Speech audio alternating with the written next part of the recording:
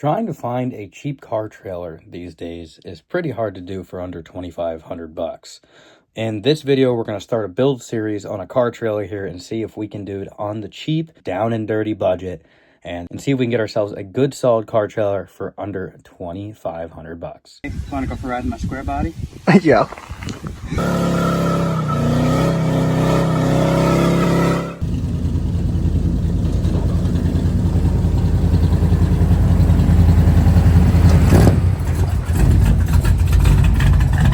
What did we do today? Well, Boneyard Revivals finally owns its own trailer.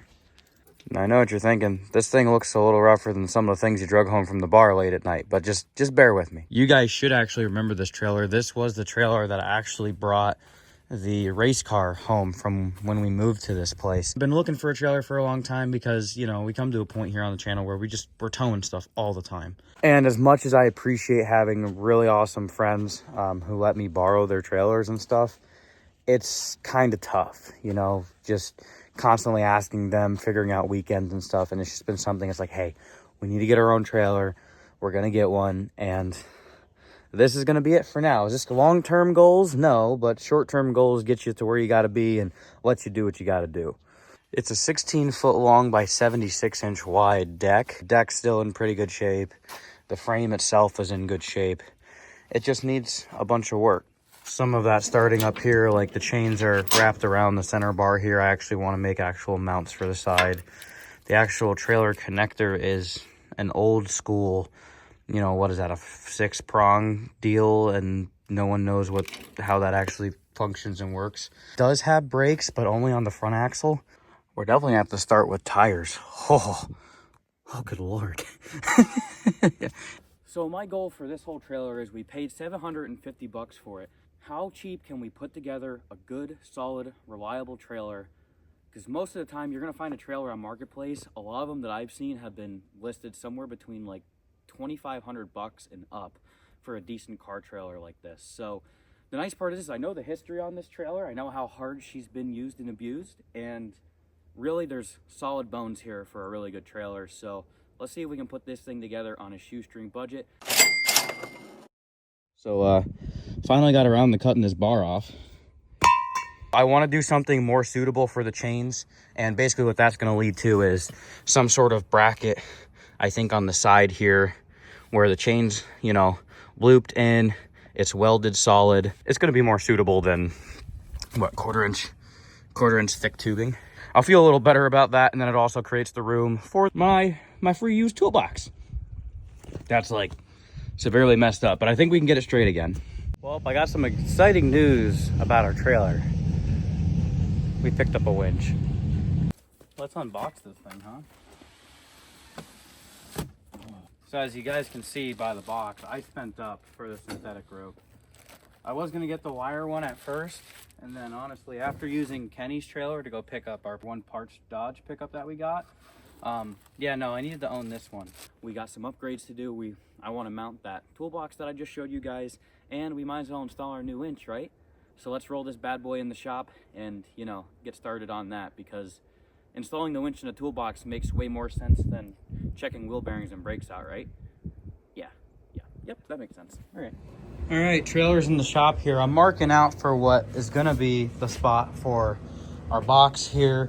What's hard and what I'm struggling with is because this box is minorly damaged. Basically I kind of laid it out and eyeballed it straight, and kind of got it lined up where I think I did. Laid out all the holes on the inside here where they were pretty close, and then drilled tiny little holes through. And the reason why I did that was so I can make my marks on the actual tongue of the trailer here. And then what that would allow me to do is take a tape measure and verify, you know, if our holes are square, if, you know, angles and stuff, and geometry and math, you know, all the stuff that I'm not good at.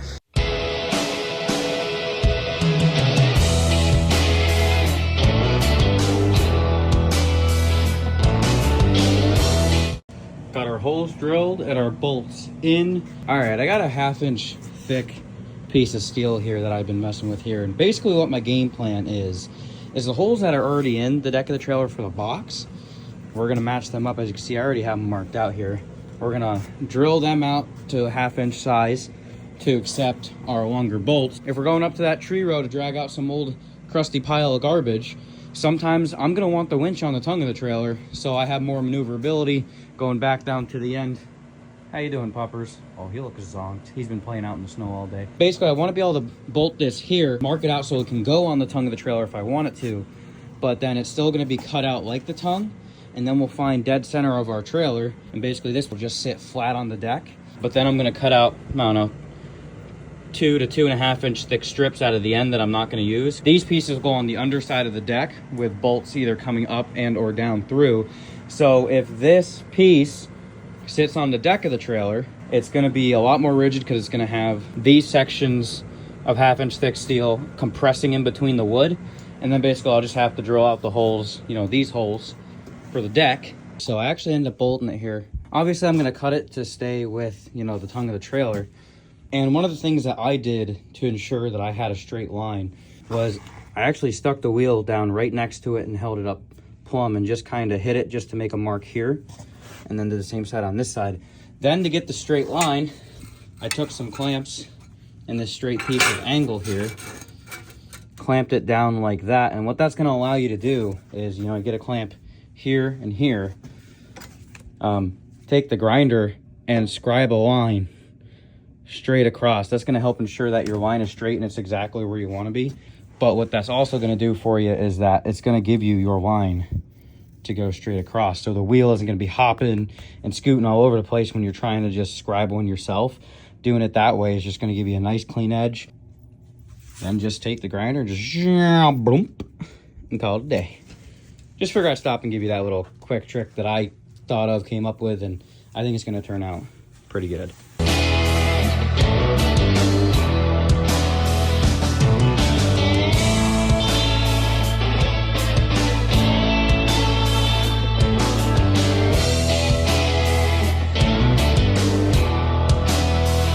We got our plate lined up here, mocked out. Holes are drilled through the deck. Basically what I gotta do now is drill these holes here. These will go up underneath. And then what I'll do for out here is I still have some of those scraps left. And what I'm thinking about is cutting out like an 1 by 1 inch little square, center, drilling the hole through that. Might have to be a little bigger than that, maybe 1.5 by 1.5 inches. But you know, something about that big, and just put it on the underside of each one. That way, what I'm really trying to do here is that I know that it's the weakest link of all this being tied together on the deck of the trailer is going to be the wood deck. So what I'm trying to do is create as many support points where it relies more on the metal itself than it does on the wood in the deck of the trailer.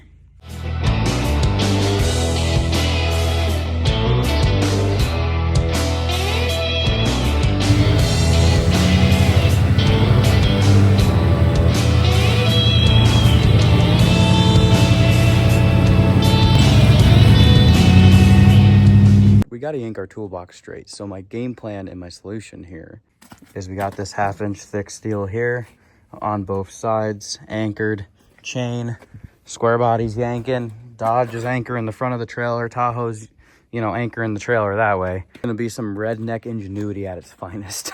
Oh God. Oh, this is dumb. Don't do this at home. Just don't. That's the disclaimer. I'm doing this because this is what I decided was the best thing to do. This doesn't mean you should go home and do it. And I know what you're thinking. Why don't you just use your brand new fancy dancy winch that you just mounted? I don't have a receiver hitch for it because that'd be the best way to do it, is tie it to something or put it on the back of that truck and use the winch. But I don't have anything to anchor it to besides the plate that I made.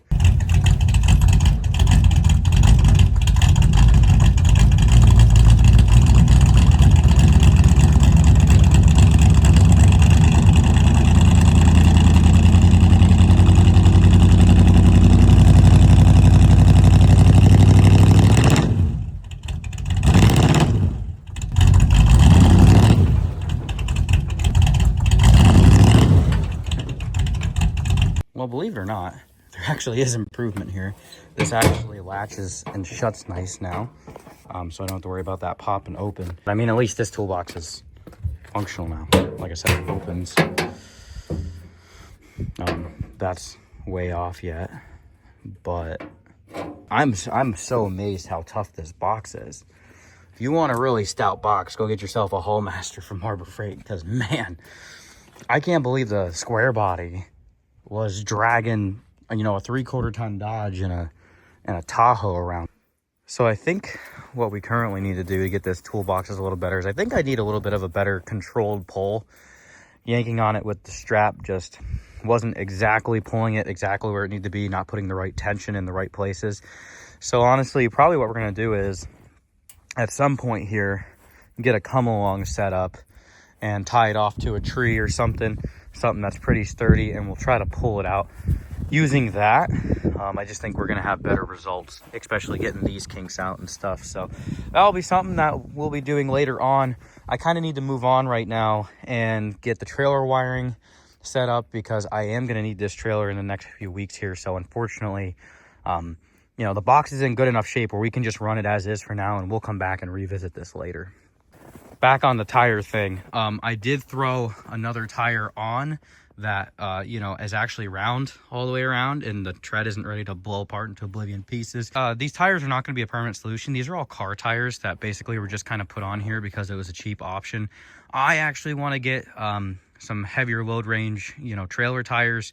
I got a few options in mind. I do have a budget option in mind, but then I also have some better tires. We're also gonna have to track down an extra rim or two eventually, which what is nice about these rims is that these are 15-inch wheel on a 5x3/4 bolt pattern.